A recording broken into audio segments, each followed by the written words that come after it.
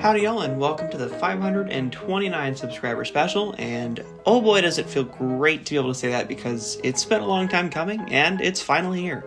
So sit back, relax, and enjoy this odd conglomeration of video of a channel recap so far, the transit adventure, an unboxing, and a Q&A.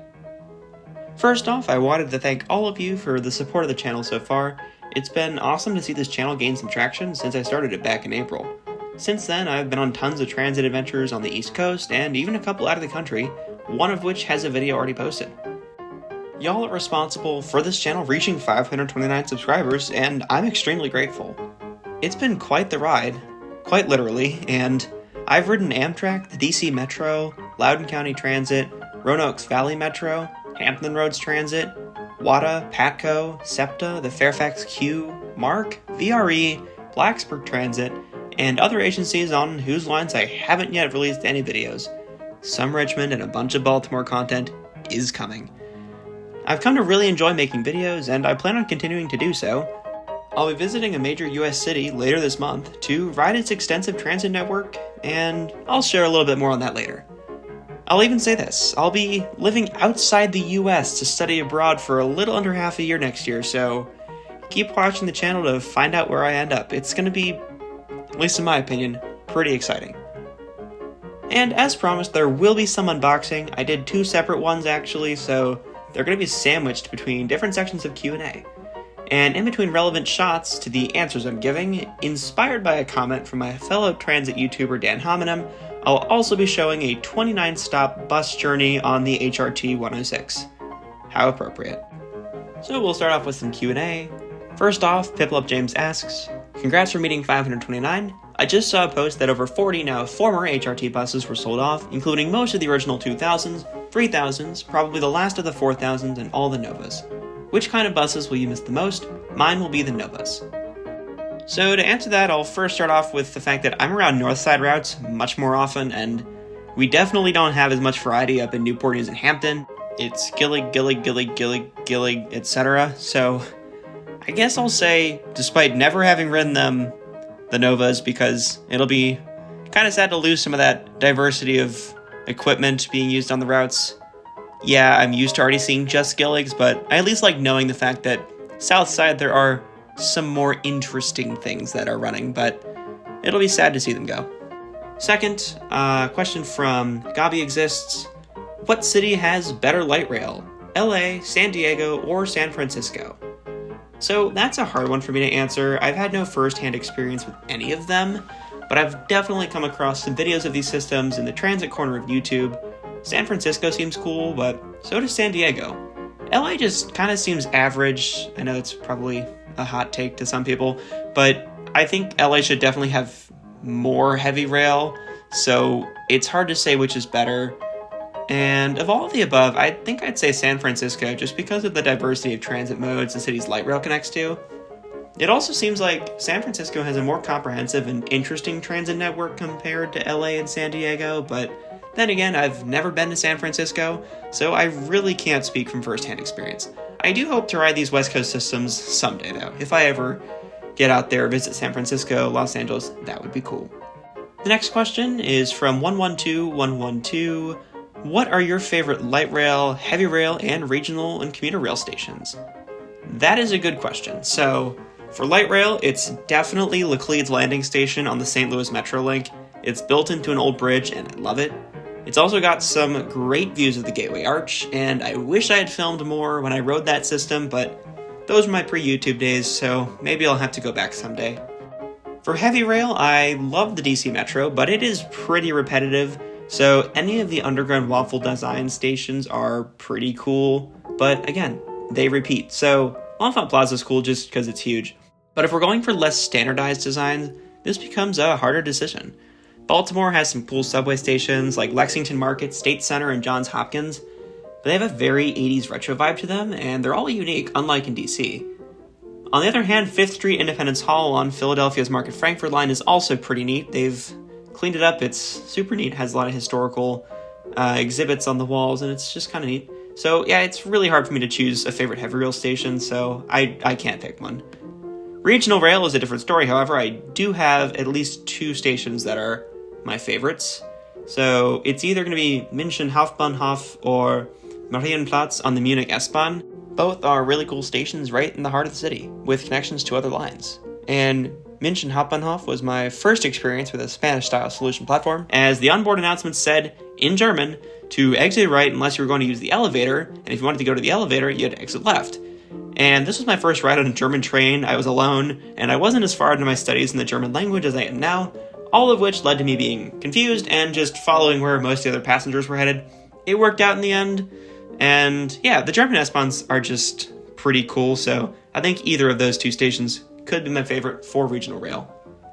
So, as promised, for the 529 subscriber special, there will be an unboxing, and this is the box. So, it's pretty long. I know what it is. So yeah, let's just open it up. I've already opened it, but I will unwrap what's inside, because I have not done that yet. So, yeah, this is my first unboxing. Then again, this is a channel covering public transit, trains, buses, ferries, etc., and not unboxing, so if the camera quality is poor or the angle is weird, just I apologize. This is not normally the content I do, so.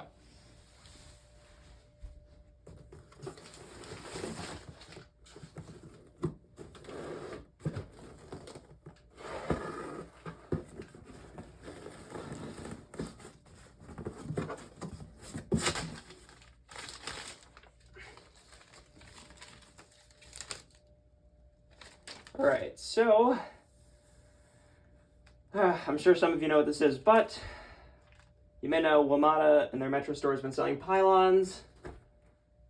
It's a Loudon Gateway pylon, a mini version, so not the actual full size, unfortunately. It doesn't light up or anything, but it is a pretty cool metal thing. It's a thing made of metal, so how does one...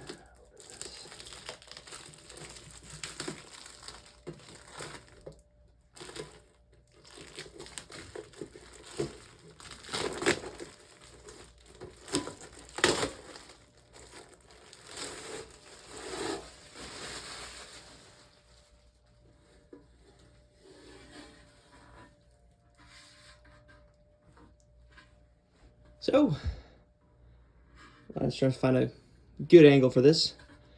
This is the pylon. The mini pylon, rather. But, yeah, it's pretty much just a replica of the station pylons you see, but on a much smaller scale. This is maybe 3 feet tall, if that, so probably about 3 feet tall. So, yeah, not quite a full station-size pylon. That would not fit probably inside. So yeah, this is it. It's a pretty cool little metro thing. And why Loudon Gateway? Well, I mean, I love the station. I've made a couple of videos there, and this is it. So it's pretty cool. It's pretty cool. Ryan Stoltz asks, do you have a favorite transportation machine in general? Like a specific model of train, bus, etc.? That's another good question, but it's going to be a hard one for me to answer. I think one of my favorites is definitely the newest iteration of boat used on the Elizabeth River Ferry in Norfolk. These were built by St. John's Shipbuilding about a year ago, and they're really nice.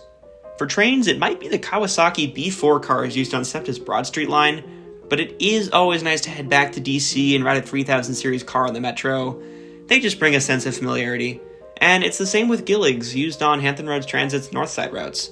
They're what I'm used to, and I've just become quite a fan of them since I've been riding.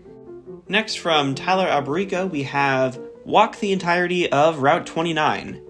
And, no. That's not happening. From Gam Wolfers, we have name a place in the DC area and the Hampton Roads area that is underrated and people should visit.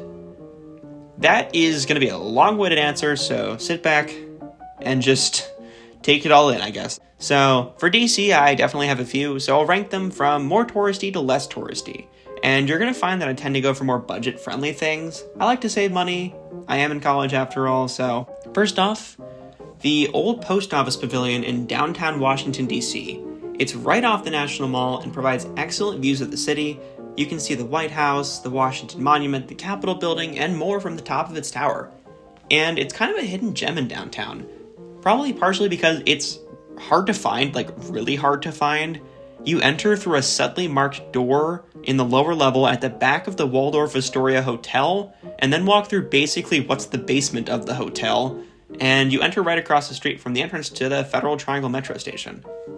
There's a nice exhibit about the building as you walk towards the tower access, and at the end of a long hallway, you take a series of 2 elevators up to the top of the tower of the old post office pavilion, which is one of the tallest buildings in the city. It's free, and I've never had to wait in a long line there. It's definitely worth the visit. Next, I would say Old Town Alexandria. Old Town is pretty cool with lots of shops and restaurants. You can walk along the Potomac, you can explore the old streets of the city, lots of old buildings. It's just super cool to explore. You can visit the art studios, the torpedo factory. There's just quite a bunch to do there. Old Town is easily accessed via the blue and yellow lines on the Metro at King Street Old Town and by Amtrak and VRE at neighboring Alexandria Station. It's pretty easy to get to, there's free buses, and definitely worth a visit if you have a bit of a longer stay in DC, or you just want to take a break from all the city things. Alexandria is quite nice. Third is the Basilica of the National Shrine of the Immaculate Conception. This church is the tallest building in Washington, D.C., and it's the largest church building in North America. It's located a short walk away from the Brooklyn CUA station on the Red Line, across the campus of Catholic University. The Basilica, in addition to being an active church, has some amazingly beautiful religious artwork and massive mosaic domes throughout the gargantuan building. Additionally, one day a year they open the Knights Tower to visitors, so you can actually get to go up the Basilica's tower. I've not yet personally had the chance to go up there, but it's on my bucket list of things to do in DC. The church is very much open to visitors, and guides lead tours every day except Sunday. Do keep in mind, though, that Mass is celebrated at various points throughout the day in different sections of the building, and also that in parts of the building they may ask you to remove your hat or remain silent, but it's marked on obvious signage, so if you respect the rules and pay attention to these signs, you should be good to visit. It's a beautiful building, and if you want to see some of the best art and architecture in DC, I would highly recommend a visit. Now for Hampton Roads, ranked in no particular order. First off, I would say Fort Monroe. It's a decommissioned military base in Hampton, and it has a beach, museums, and an actual fortress, which you can go explore. It's a really cool place to visit, whether you want to go to the beach, learn some history, see some old buildings, or just watch ships sail in and out of Hampton Roads. But Fort Monroe is probably borderline not underrated. It's pretty well known, so I'll move on to my second recommendation. Taking a ride on the Regent's Ferry lines. Both the Elizabeth River Ferry and Jamestown, Scotland ferries are amazing and deserving of more credit. Either one is worth just taking a ride on for the sake of riding it. If you want to see more, I've made a video on the Elizabeth River Ferry, and the Jamestown, Scotland Ferry video is in the works. The Mariners Museum I would put third. This museum is in central Newport News, right next to Christopher Newport University, and is home to a massive collection of all things boat-related. They are even working to conserve the actual turret from the ironclad Monitor from the Battle of Hampton Roads that took place during the Civil War. You could spend literal hours here and still not see everything they have to offer. It's a pretty well-known museum for the area, but I'll include it here since you could easily miss it and just experience things in more touristy parts of Hampton Roads, like Virginia Beach or Busch Gardens. Plus, admission is only $1. Fourth, I would say Hilton Village in Newport News. There's not a ton there, but if you're a transit or urbanism nerd, you'll like the history. If not, there's always shopping and food. Next, Ryan Stoltz asks, how did you get into making videos? That is an excellent question. So, first off, it's a combination of things. So, I've always liked trains. I had tons of wooden railway stuff when I was little, and once I got older, I got into model railroading. I have a pretty cool O-gauge layout I've been slowly expanding, so that's been fun. And becoming a transit enthusiast naturally stemmed from all this. I ended up watching a bunch of transit videos on YouTube, so channels like Trains Are Awesome, Sammy Marco, Classy Whale, Miles in Transit, RM Transit, all of which are great channels, by the way. I was also friends with two people in real life, Shortland819 and Cole Thompson, who both have their own channels and make their own content. They've encouraged me and inspired me to make my own videos. The three of us totally didn't attempt to speedrun the DC Metro. Alright, we did. Go watch the video if you want. Spoiler alert, we failed, but it was fun. Before making my own videos, I actually went on train and transit trips with Shortland819 that he was documenting, and I enjoyed them a lot, so that helped inspire me to make my own videos. I also had a massive Amtrak trip coming up from Orlando to Alexandria, so I figured that I might as well prepare to document that trip since I wasn't sure if I'd get to experience something like that again anytime soon. So thus, 29 down the line was born. I do also want to give a special shout out to a couple channels I discovered after starting my own channel.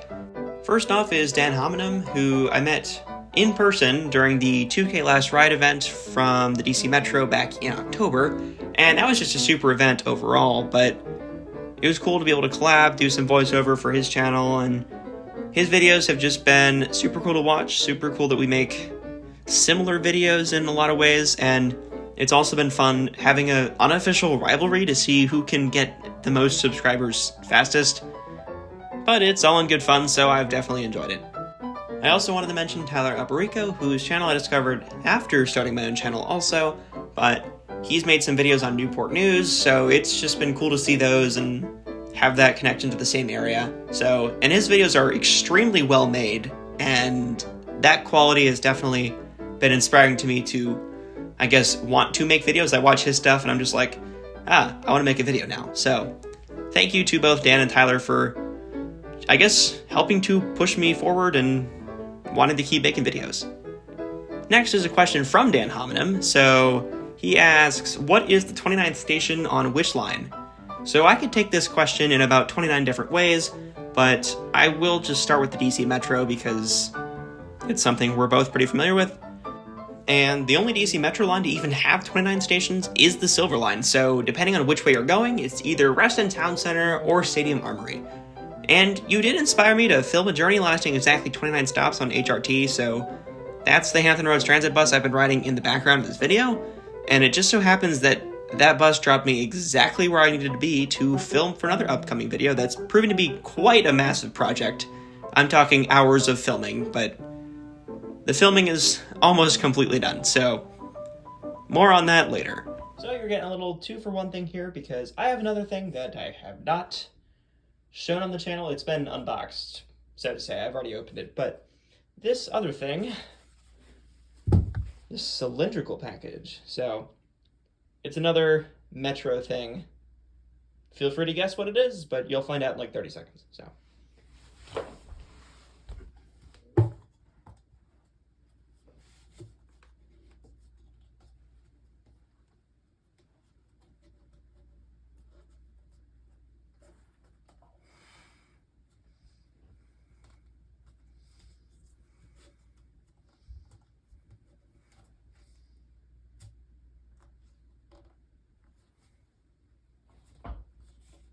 Did it? Oh, okay, good. Good. I was worried it wasn't going to come out for a second. All right.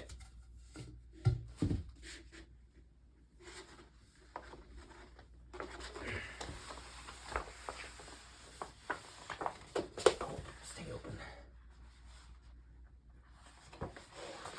Might not stay, so I'm really hoping this is in frame, but it is from the 2K Last Ride from October 19th. So I was there. I do have a video on it. So go check out that video. But they released a poster, so it's a pretty cool poster. So yeah, that is the other thing that I have to show you guys.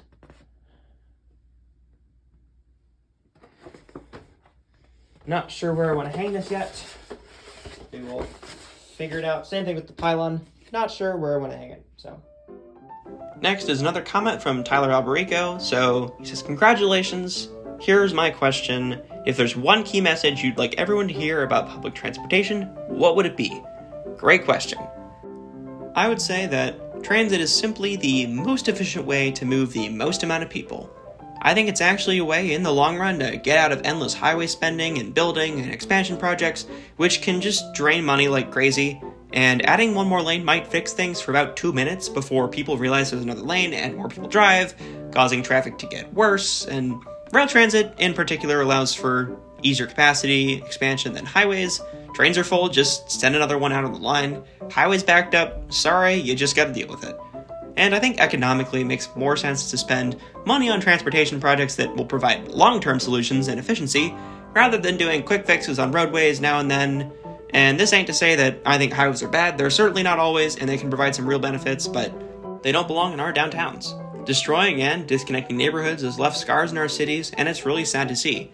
DC somehow ended up better than a lot of American cities and escaped a lot of downtown highway building. Not all, but quite a lot of it. And unfortunately, the same thing is not true for places like Richmond, Virginia, Philadelphia, Pennsylvania, St. Louis, Missouri, all of which have massive highways right through downtown. And sure, they move people, but it's not the most efficient way, and there's a way to do it that doesn't leave a massive scar on the city. So transit is the most efficient way to move tons of people, and you can put it underground, you can put it on narrow streets, on narrow little elevated viaducts, however you want to do it. It's not going to destroy entire neighborhoods, and we should be looking for ways to improve the transit in our own communities. So whether you live in a small town with a bus network or a large city that's considering another subway expansion. So regardless, there's lots of ways you can get involved, and just look for ways to see how you can improve even the smallest transit networks. So that brings us to the end of the Q&A. Thank you for all the submissions, as well as the end of my 29-stop bus ride in the background, ending at the Newport News Transit Center in downtown. So I did say earlier that I'll be visiting a major US city before the end of the month, and I'll be leaving in just over a week actually. I'm not going to explicitly say which city it's going to be, but the music right now is a major hint. So if you figure it out, comment below, let me know. Thank you again for 529, it means a lot, and I hope the channel continues to see some good growth in the future. I'm kind of unofficially hoping we get to 1,029 subscribers by April, so I can reach that mark in under a year of running the channel, but we'll see how it plays out. Thank you all so much for watching. If you enjoyed, consider subscribing. It gets the channel one step closer to 1,029. And one more thing, I may have to delay or substitute next week's upload, since we're going to be in the middle of final exams at my school, so don't be surprised if I just post a rail fanning video without any commentary. And this won't be the norm for my weekly uploads, but school does come before making videos, so hopefully y'all understand. Thanks again, and I'll see y'all in the next one. Enjoy the rest of your week.